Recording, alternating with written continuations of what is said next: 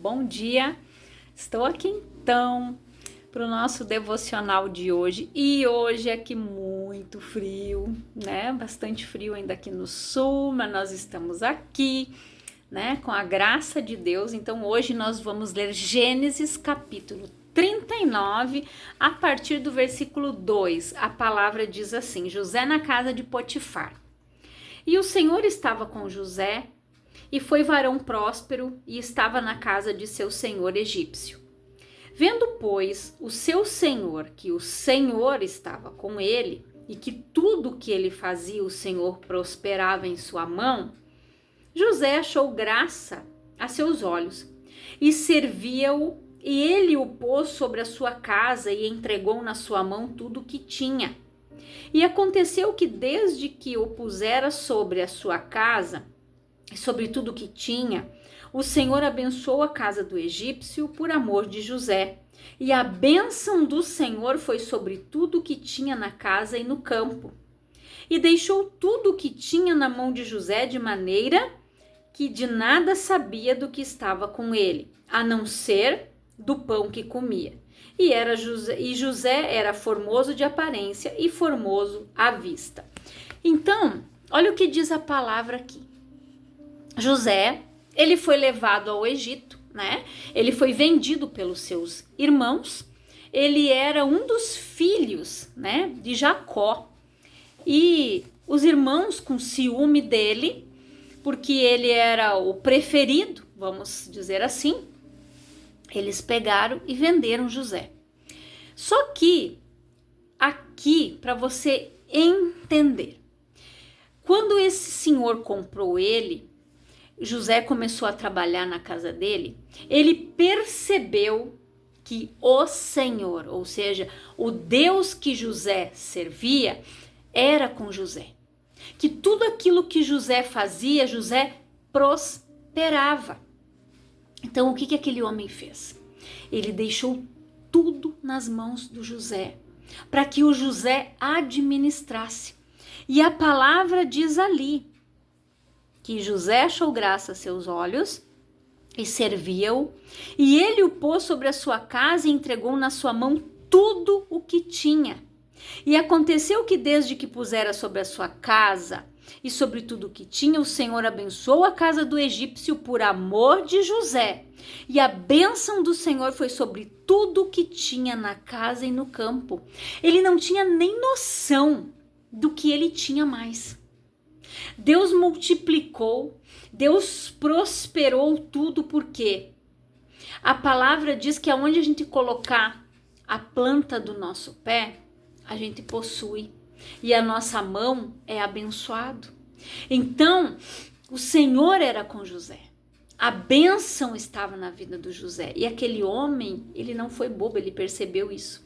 Mas para você ver que ele viu a bondade de José, a bondade de Deus na vida de José, e mesmo assim, ele não teve interesse em conhecer o Deus de José. Então, que você compreenda que nem todo bem que você vai fazer para os outros vão querer o mesmo Deus que você serve. Muitas pessoas, na maioria das vezes, vão querer somente se servir, somente se beneficiar de você.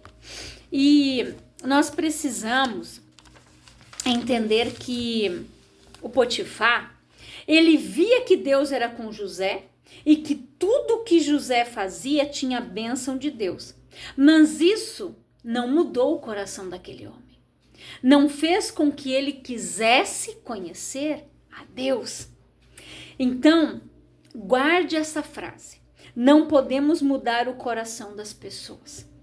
Mesmo praticando o bem, se a pessoa não quiser mudar, nós não mudamos ela. Isso é escolha, é decisão. Então, a pessoa que escolhe se ela quer seguir a Deus ou não.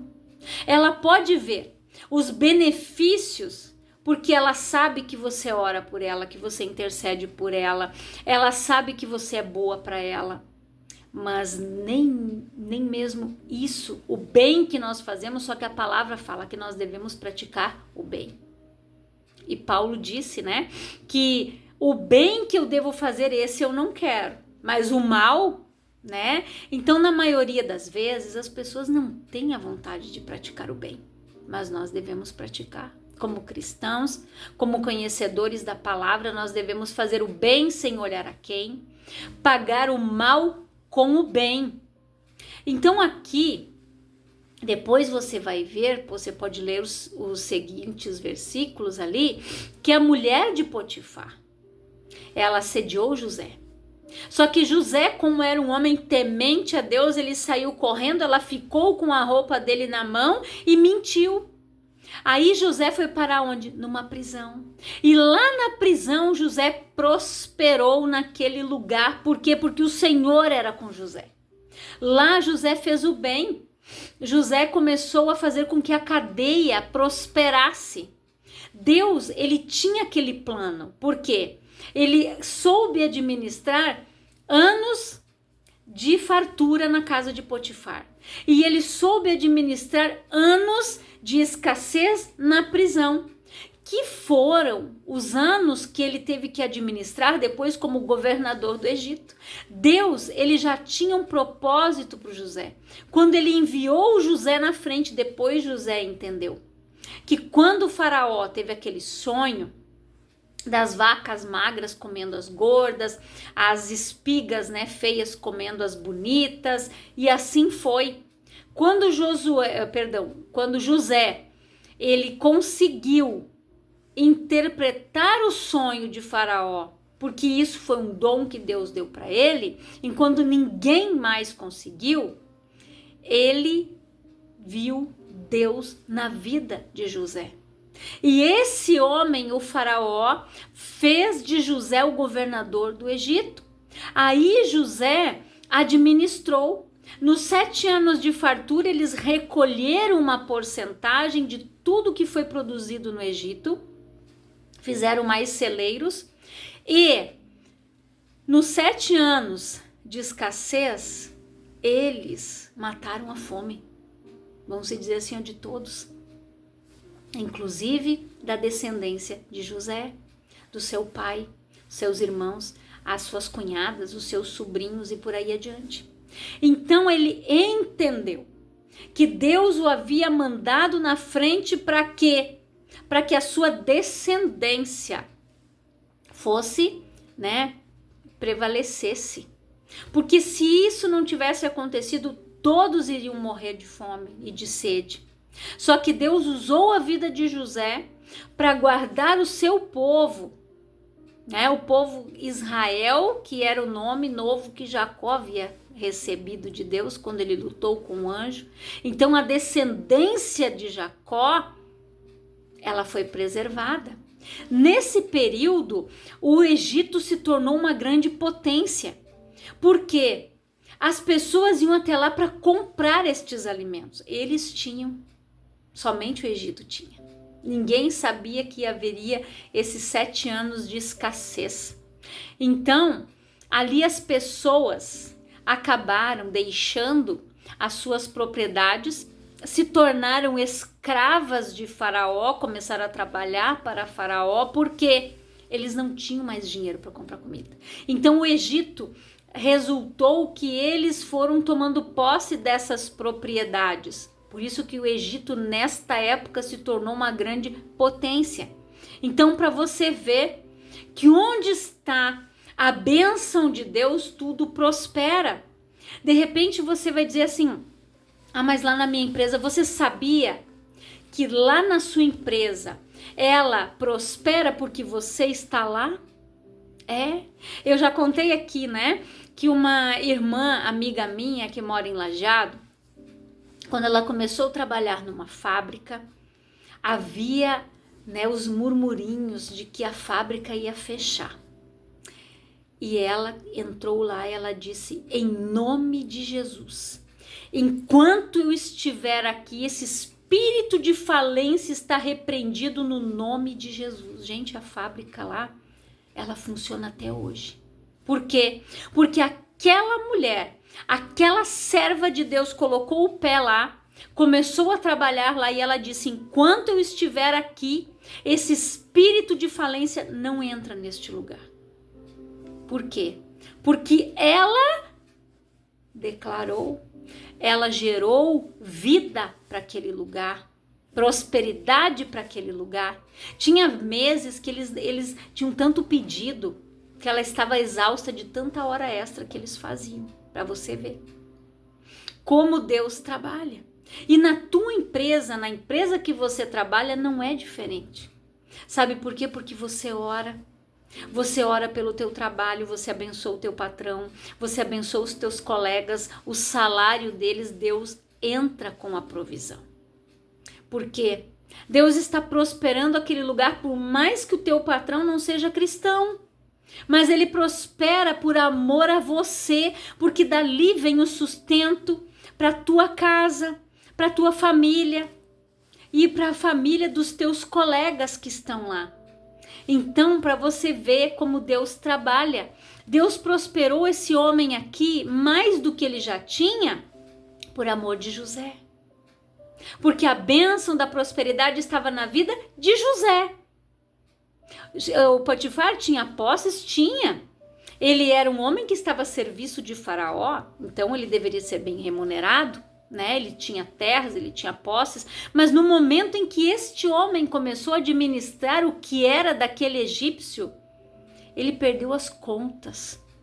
Ele nem sabia, a palavra diz aqui, e deixou tudo que tinha na mão de José, de maneira que de nada sabia do que estava com ele, a não ser do pão que comia. Você tem noção do que é isso? Ele não tinha noção do que ele tinha mais, porque ele prosperou tanto. Os celeiros transbordaram. Por quê? Porque a bênção de Deus estava na vida de José. Enquanto José estava na cadeia, na prisão, aonde ele interpretou os sonhos do copeiro e do padeiro, quando ele disse, quando vocês saírem daqui, falem de mim para Faraó. Por que Deus permitiu que eles esquecessem de José? Porque se José tivesse ido para o palácio naquele momento, seria para substituir o padeiro que foi morto. E não para ser o governador do Egito. Não era esse o plano que Deus tinha para ele. Para ser o copeiro, o padeiro? Não. Deus queria que ele fosse o governador. Deus tinha uma posição de honra para ele.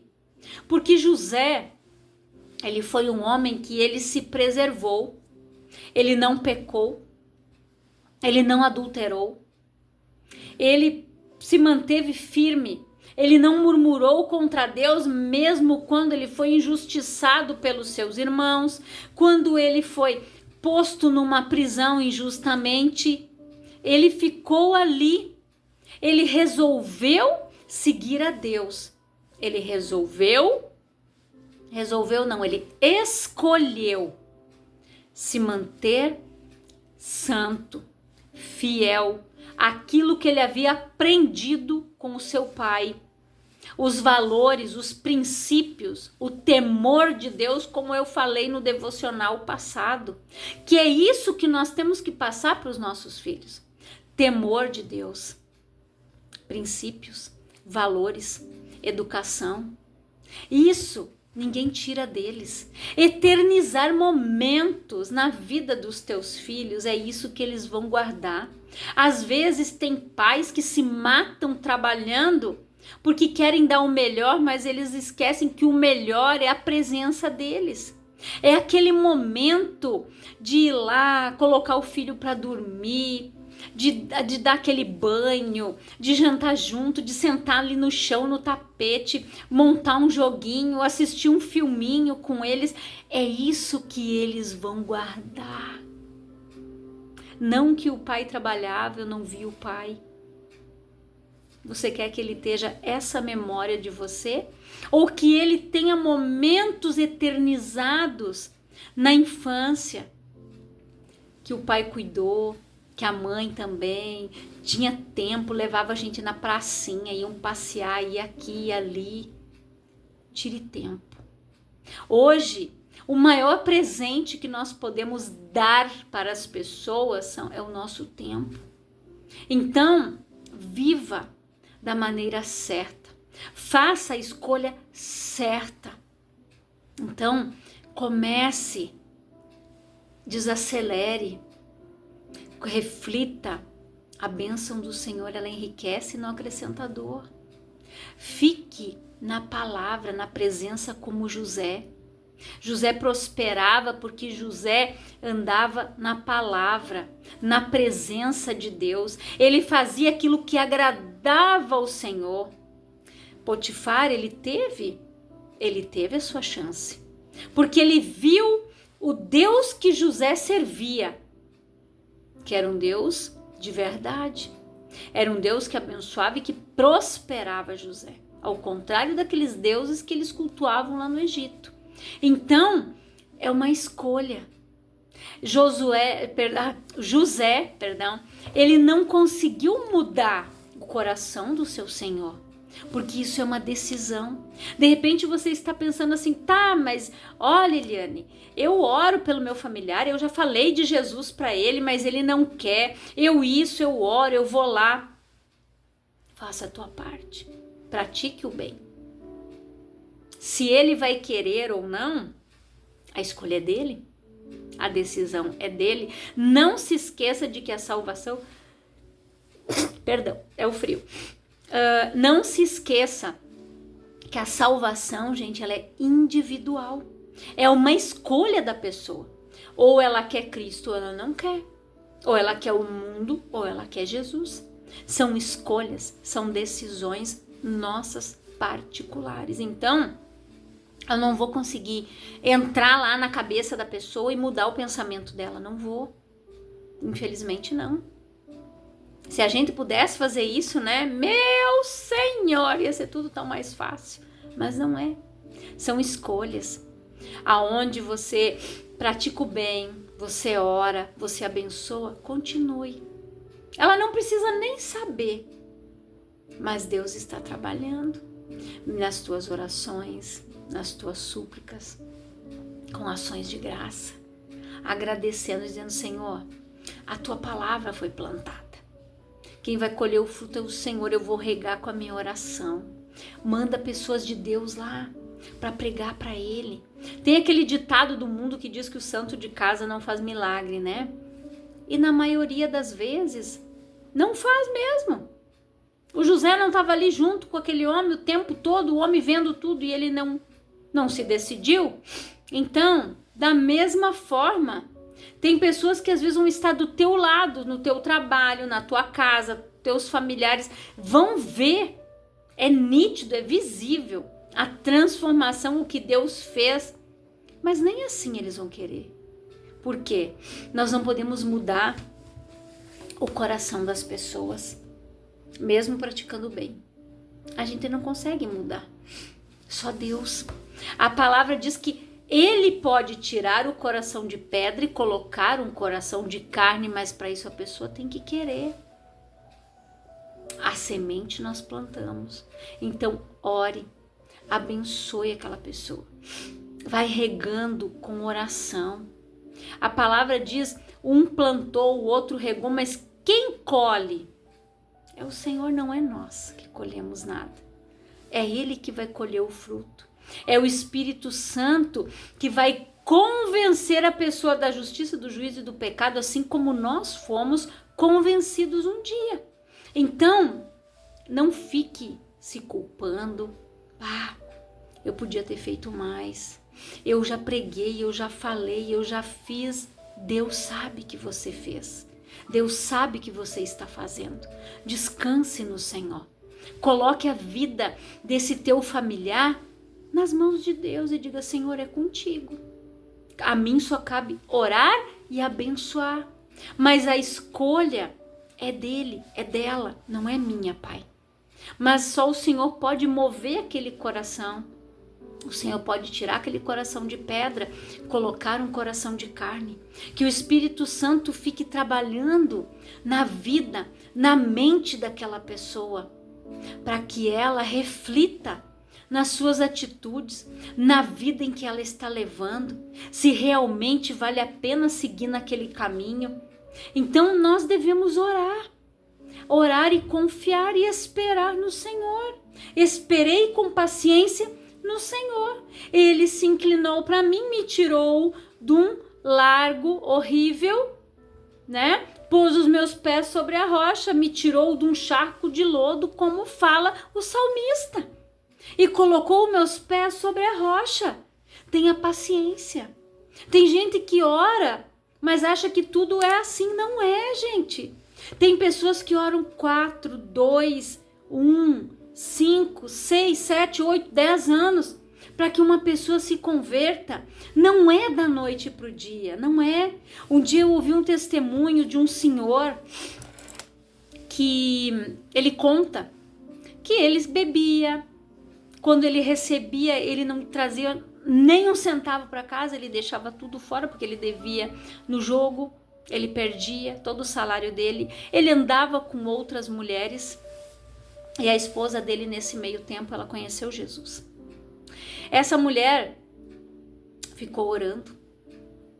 E quando ele chegava em casa, ele contou esse testemunho. Ele disse que ele chegava em casa bêbado e ele queria comida. Ela ia lá, esquentava, e ele dizia, não é isso aqui que eu quero, jogava nela a comida. Ele disse, ela nunca disse nada. Ela nunca me respondeu. Ela nunca bateu boca comigo, ela ia lá e ainda fazia o que eu dizia que eu queria comer. E assim aquela mulher foi, gente, tempo, orando por aquele marido. Sabe por quê? Porque ela tinha o amor de Deus no coração dela. Ela pensou da mesma forma como Jesus me alcançou. Ele vai alcançar meu marido. Porque os dois são uma só carne. Só que ele mesmo disse, se ela quisesse ter me deixado, ela estava no direito dela, e a palavra também dava o suporte, porque ele disse, eu fui adúltero, eu saía com outras mulheres e eu não levava provisão para minha casa. Mas ela orou por mim. Aí, quando o pastor que estava conversando ali, pegando os testemunhos, ele disse assim, que recado que o Senhor deixa? Aquele homem começou a chorar. E ele disse, irmãs, vocês que são esposas, não desistam de orar pelos seus maridos, porque se a minha esposa tivesse me deixado, se ela não tivesse insistido por mim, hoje eu não estaria mais aqui, e eu nem estaria aqui para contar esse testemunho para vocês. E ele chorava, gente, emocionado, ele chorava de secar as lágrimas, não era fingimento. Porque ele viu o favor de Deus na vida dele, através da vida da esposa, através da intercessão, da oração e da sabedoria daquela mulher. Sabedoria, a palavra diz que a mulher sábia edifica sua casa, a tola derruba com as próprias mãos ou com as suas palavras. Já pensou se ela dissesse, esse traste, esse bêbado, esse pinguço, o que eu quero? Eu não vou orar por ele, não. O que teria sido? O homem ia continuar bêbado, pinguço, traste, porque era aquilo que ela estaria declarando, mas não foi o que ela fez. Ela abençoava aquele marido. Ela orava por aquele homem. Você já pensou uma pessoa jogar comida em você? Se fosse outra, pegava o prato, esfregava na cara, ou dizia assim, mas te some. Não. Aquela mulher, ela teve sabedoria e principalmente, gente, amor de Deus, paciência. A palavra diz o quê? Que o verdadeiro amor tudo suporta, espera, crê. Foi isso que aquela mulher fez. Provavelmente ela amava o marido. E ela, quando teve o entendimento da palavra, ela queria que ele fosse resgatado das trevas, assim como ela foi. Você já pensou um lar totalmente disfuncional? Filhos vendo o pai jogar comida na mãe e depois verem toda esta transformação? Ver os seus pais transformados, ver seu lar transformado, gente, isso não tem preço. Essa mulher não pensou só nela, ela pensou nos filhos. Ela não jogou fora a família dela. Claro, ele não batia nela, mas ele fazia esses desaforos. Gente, não é para qualquer um. Por isso que a gente diz, né, ser cristão não é para qualquer um, não. Ela tinha o amor de Deus no coração dela. Ela olhava para ele como uma alma, como Jesus olhou para ela um dia e resgatou ela. A palavra diz que ele nos amou primeiro e ela queria que esse primeiro amor, que esse amor alcançasse o marido dela, e ele foi alcançado. Ela teve o seu lar restaurado, a sua família restaurada, transformada. Então, eu não sei qual é a situação que você está passando, a dificuldade, o deserto, mas que você reflita nessa palavra, continue fazendo o bem, continue orando, continue abençoando.